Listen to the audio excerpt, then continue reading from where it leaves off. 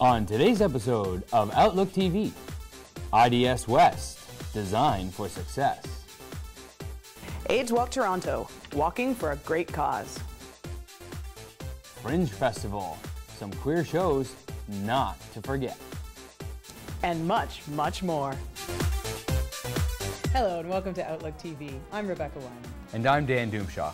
This is the queer news magazine show that brings you the stories from coast to coast that matter the most. And we're going to kick off this edition with some style. That's right, interior design.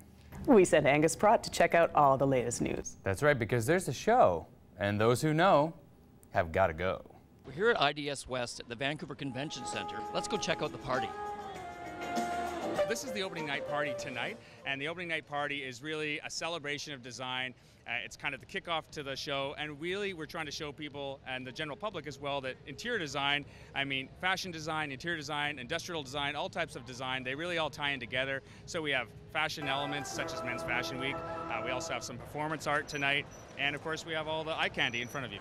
Laneway Homes collaborates with leaders in the industry to create big homes with small frames. This year they auctioned off a home with all net proceeds going to the BC Alzheimer's Society. Laneway Home is a special home that we're featuring. It's a case study, kind of proposing a different way of living small in Vancouver, but really living big. Hudson Bay's trend director Aaron Williams came into town especially for IDS West. I work for Hudson's Bay as the trend director for homes, so it's my job to set fashion direction for the seasons. In fact, I'm about to be working on spring, summer 2015. Which is rather ahead. And then I work with the buyers all the time on new brands that we're bringing in, exciting new product lines, new launches, new collections. It's a constant whirlwind of exciting design-related stuff. IDS West teams up with Men's Fashion Week to provide opportunities for various upcoming designers. It's the only menswear event in Canada, and we decided to do it because we're not putting a lot of focus on our menswear designers. So someone had to step up, and we just finished our third season last August. Men's Fashion Week is open to designers from around the world. However, a majority are Canadian. 90% is Canadian designers, and some of them come from Europe, from the US, but mostly targeted towards Canadian designers. For Outlook TV, this is Angus Pratt in Vancouver. And up next, we are going to take you to the first of our two stories tonight on theatre. That's right, it was the Vancouver Fringe Festival, where hundreds of plays opened in the city, and a couple of them were queer. So we sent our reporters to check it out. Here's the first one, Confessions of a Fairy's Daughter. Joe Waring came out when he was 40, and his daughter Allison was inspired to write the fringe play, Confessions of a Fairy's Daughter. My father, who was at that moment being tickled by an elderly pot-bellied man with an extravagance of nose hair. An Anglican minister, I later learned. My play is about growing up with a gay dad in the 1980s, and it's my view of that. It's from a child's perspective. It's told from the perspective of a 12-year-old when I first learned my dad was gay, and then as a teenager trying to live with that element of my family. What prompted you to come out of the closet, Joe? There was an article in the Globe and Mail about an openly gay professor at U of T who was a father. Then when I read about this guy who I could really identify with, the ball started really rolling very quickly after that.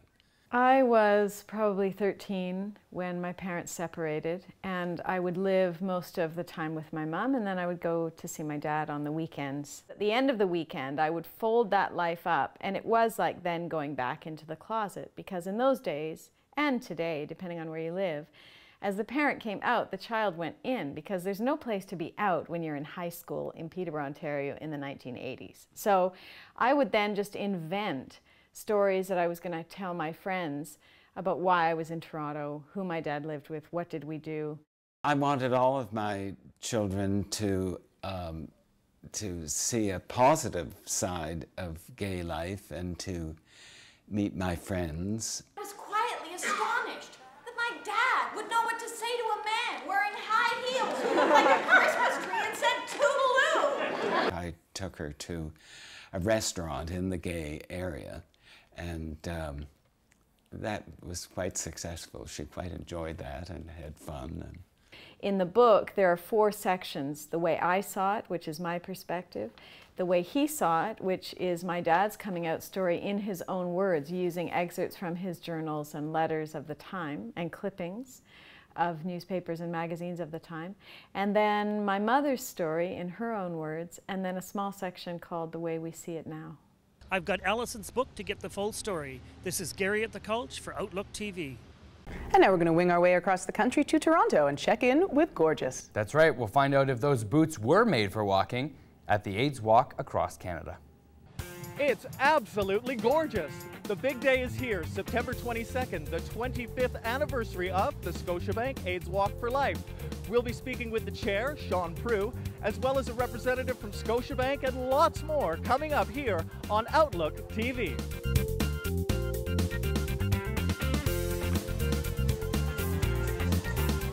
Hey everybody, welcome to the 25th Scotiabank AIDS Walk. And look who I bumped into, it's Richard Ryder from 103.9. Richard, tell us about hosting the event today. Well, it is the 25th annual Scotiabank AIDS Walk. I'm very honored to be asked because whether you're in the gay community, it's called the community of humanity, and any disease is something we need to fight. Because AIDS, you know, it's not a judgment, it's a disease, and we forget that. And I think that the more we can do to help people raise money, find a cure, and educate people on prevention makes the world a better place for everyone.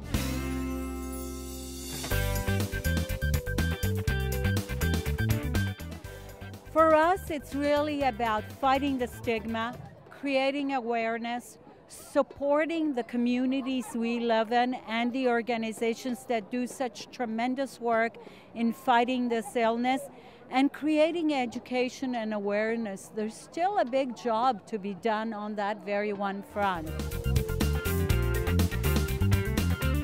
Well, this year, ACT turns 30, and it's hard to believe that 30 years later, there's still no cure, still no vaccine, and it's a really important milestone for us, and really talking about stigma and discrimination and why it's so important that we're here.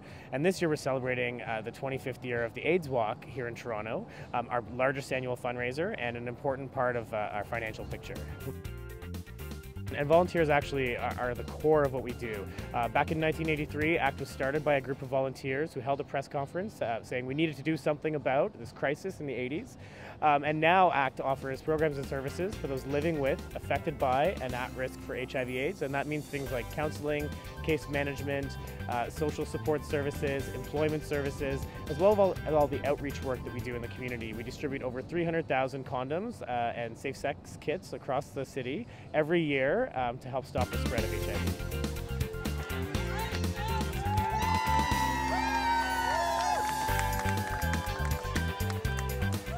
I read a quote that said this year the AIDS Walk for Life hasn't had just a facelift, they've had an entire sex change. So tell us a little bit about chairing the walk and what's changed this year. Well, you know, I mean, the walk is something I've done for many years, as I've said, and it was a walk. I mean, one foot in front of the other, you know what I mean? And so I thought, okay, it's the 25th anniversary, so what do we do? And I'm not sure about a sex change, but I think we've added some glitz and glam. Look at this, she's using her children as a human shield. Walking right now, people are seeing like all kinds of activations. There's someone twerking for AIDS. There's someone handing out cookies for AIDS, saxophoning for AIDS, juggling for AIDS, fire batoning for AIDS. So there's a whole bunch of stuff that people are getting to enjoy. I recorded an audio tour that takes you into all of the different places along the way and explains why they were important. The Canadian Lesbian and Gay Archives, AIDS Committee of Toronto, the Phoenix Concert Theatre. We're passing all of those on the walk today, and people are learning why they were important to the Toronto community. Well, the weather held up today for the 25th anniversary of the Scotiabank AIDS Walk for Life. Thank you, and a very big congratulations to all of the volunteers and sponsors for making today such a success. For Outlook Television, don't forget, you can always call me gorgeous.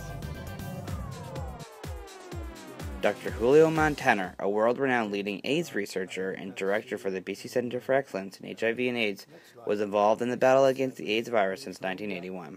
And my boss at the time, Professor John Rudy, was asked to lead a pan-Canadian study assessing the the toxicities of this drug ACT. And among other people, he asked me to join that team, and that was the beginning of the end for me. I became involved in the antiretroviral therapy research, and I never looked back. In the early 80s, a test was developed, but there was no treatment. This created controversy. Because oftentimes people said, what am I going to test for? I know what I need to do to protect myself. I know what I need to do to protect others. The treatment is very unsatisfactory. Imagine this is before ACT became available. And so people were very ambivalent about taking the test. Clearly, it's different now. Things have changed dramatically. We now have the opportunity, since 1996, when our own research showed that triple drug therapy can actually stop the virus from replicating completely, we can change the natural course of the disease, and therefore the strategy has evolved dramatically differently as a result. Current treatment has shown to decrease transmission of the virus by 96.5%. In a prospective randomized controlled trial, it was shown that the treatment given in immediate form decreased the likelihood of HIV transmission by 96.5%. Remarkable. Not even a vaccine would be expected to be as effective given what we know of this virus today. So today, the single most effective tool to control the epidemic, both morbidity, mortality, and transmission, is to get people tested, and in addition to that, access treatment as soon as possible for their benefit and secondarily to prevent transmission. Now, having said that, I'll be the first to admit that we need to do more. We need to do more and better, and in particular, individuals who are at particular risk, they need to take responsibility for their own health by preventing HIV transmission. How? By practicing safer sex, by practicing safer injecting practices among the injection drug use. So there are things that we can do, and we need to do more of that. Treatment is critically important, but we cannot just rely on treatment. We need to do what we can to use combination prevention approaches that ultimately will be very successful. BC is the only province in Canada where treatment is completely free and funds are provided for research, resulting in a decline of HIV cases. We have argued that if we were to implement this program across Canada, similar results could be seen around the country. Unfortunately, this is not happening, at least yet. And despite our continued attempts to enter into a dialogue with the federal government has no interest to participate in this discussion. Their answer is always the same: health is a provincial jurisdiction, go and figure. The problem is that I think at the root of this is the neglect on the part of the federal government for anything that has to do with HIV. They view this as sex and drugs and who knows what else, and therefore they have no interest on getting involved in this problem. At the end of the day, this is a public health issue. It should be a priority. As I often say, if this was H1N1 or the viral flu or whatever, the federal government would be running around with a federal response to this epidemic. HIV cases are rising steeply in the prairies, they are rising in Newfoundland, they are rising in Ottawa, of all places, and yet we have no political leadership to take a serious stance against it. It is a shame. It is, in my opinion, negligent not to do so. AIDS and HIV treatment is a global challenge. The beginning of the end of AIDS is today, but we need your help to make it happen. And if it can happen in Canada, it can happen around the world. And we need to ask our political leaders to make the investment that needs to be made so that one day there will be an HIV and AIDS-free generation. Okay, it's trivia time, Rebecca. What is the worst thing that can happen to a bone? Break. We have to take a break. She's good. We'll be back.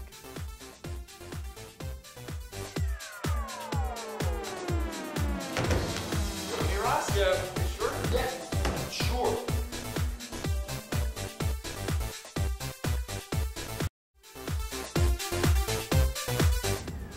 Thanks for staying tuned. You're watching Outlook TV.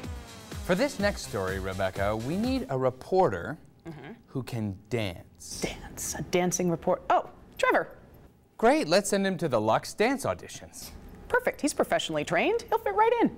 This is Trevor Koslow reporting for Outlook TV. We're here at the Scotiabank Dance Theatre, here for the Vancouver round of the Lux dance auditions.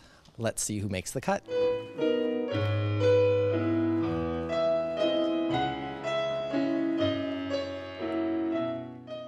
Moses explains the origin of the name for his new dance company and how it reflects his personality. The name Lux, which in Latin means light. And when you think of the word Lux, and when I was telling everybody what the name of the company was, a lot of people compared it to the word luxurious, which is kind of goes hand in hand with my personality. We know Moses from the highs in his career, like dancing professionally in Vancouver and Toronto, as well as being a part of So You Think You Can Dance Canada, but it didn't begin that way. It was a really, really rough start, to say the least. So I did 3 years of pre-professional law in university before I decided to call it quits and start dancing and think that I could have a career out of it. Obviously, I was a little bit premature in the choices I was making because I thought it would just lead to fame and fortune. But slowly but surely, I discovered my actual, genuine love for the art. 4, balancing. What has been the vision for finding your Lux dancers? I thought if I did an across Canada tour and one in the States, at least I can draw dancers from all over the place and bring them to one place and build a really, really strong professional base and opportunity that doesn't just lie in Vancouver, but lies across Canada and puts Vancouver on the map, puts all Canadian cities on the map for that matter, so that we don't have to lose dancers to LA and to New York. Reporting for Outlook TV and the Lux Dance Company auditions, this is Trevor Coslow.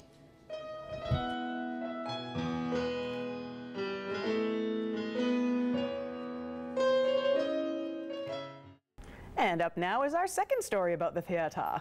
That's right, we bring you back to the Fringe and a tour of life imitating art, or art imitating life, with a play called Model Wanted. We were very fortunate to speak with the director and the actors of Model Wanted on their opening night. Let's go see what they're doing. I'm playing Loretta. It's actually the mother of Ross.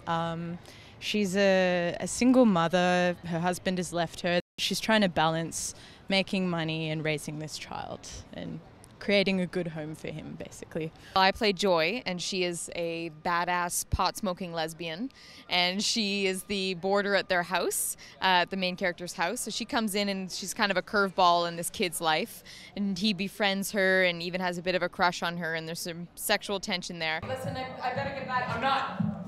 Sorry? I didn't come with friends. Okay. I don't really have any friends. So Well, look, it's a friendly place, I'm sure. I just want to talk to you, I guess. Why?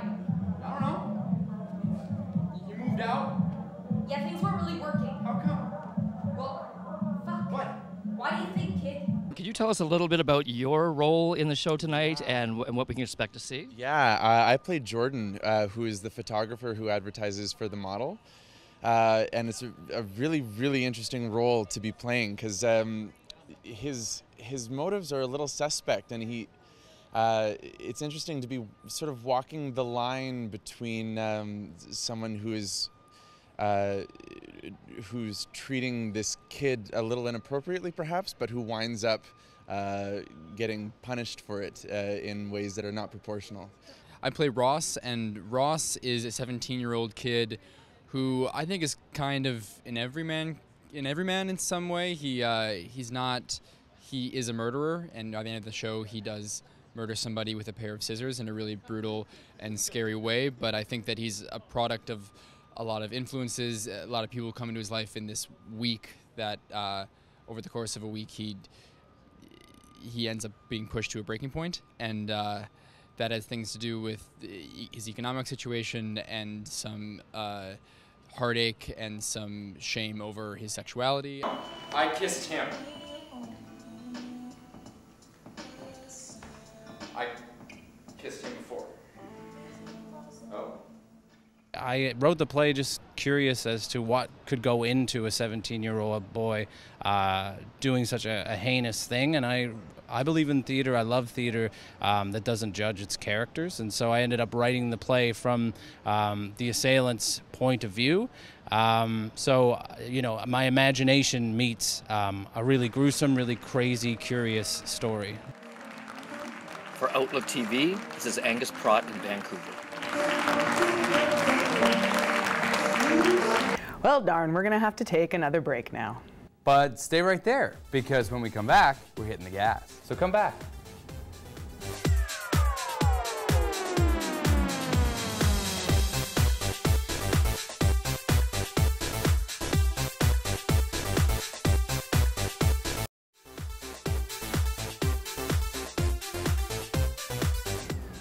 Thanks for being with us. You're watching Outlook TV. And things are about to get yummy. I said we'd hit the gas, and I meant gastronomical. Ooh, tell me. Well, there's this great fundraiser called Passions, where people eat, and it's a benefit that benefits... Dr. Peter AIDS Center? It's like she knew.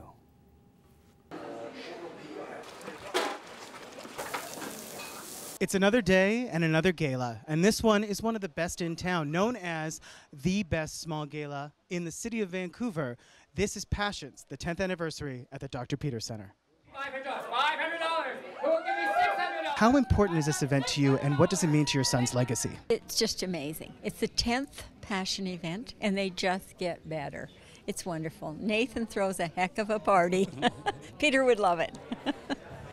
What do you think this says about Peter's legacy?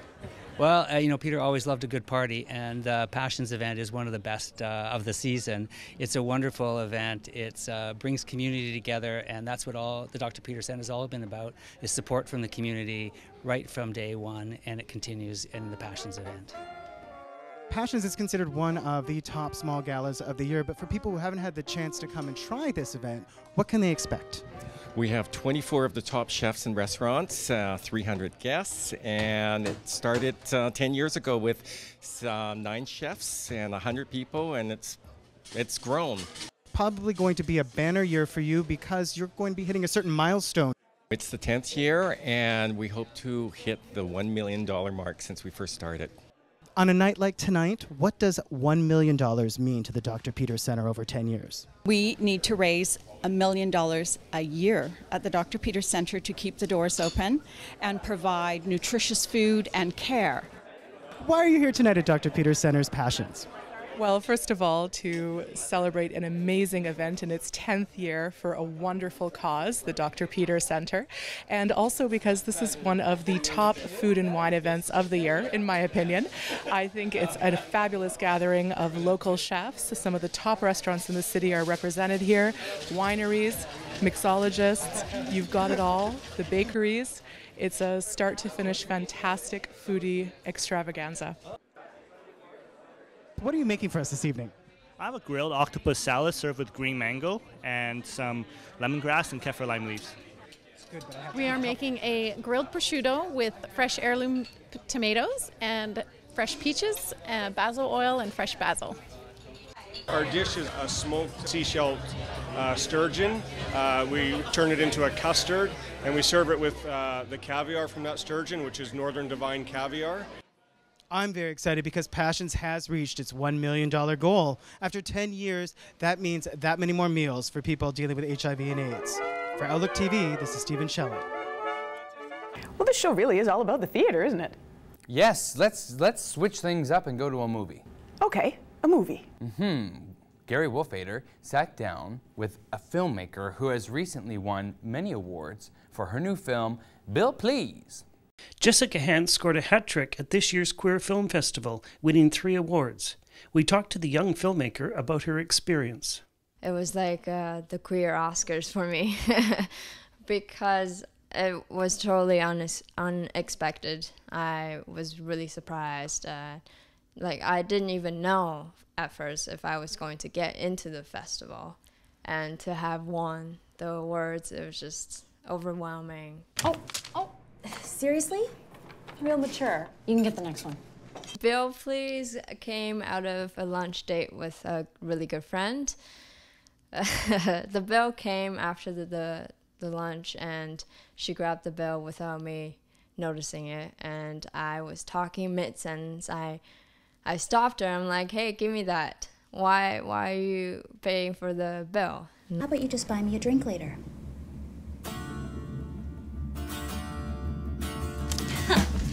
The ninjas kind of gave the characters secondary personality.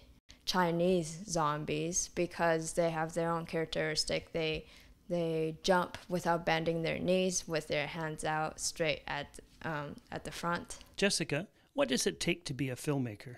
First big one, I think, is being passionate about your project, passionate about your work, and you have to be motivated to do it. You have to be determined.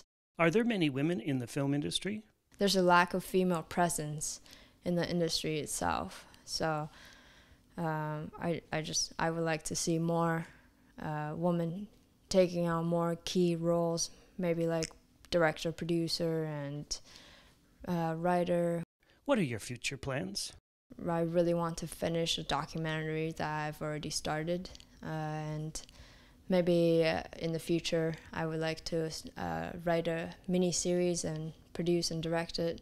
This has been Gary for Outlook TV. Well, we've run out of time again, so unfortunately, that's it. That's all the queer in here. But don't worry, we'll be back with all new content. We've got 2 shows this October. And in the meantime, do not forget to like us on Facebook, follow us on Twitter. Check us out on YouTube. All those fun things. And heck, just come and join our team. Yeah, why don't you volunteer with us? We're fun. For Outlook TV, I'm Dan Doomshaw. And I'm Rebecca Wyman. Thanks for joining us. Stay fabulous, Canada.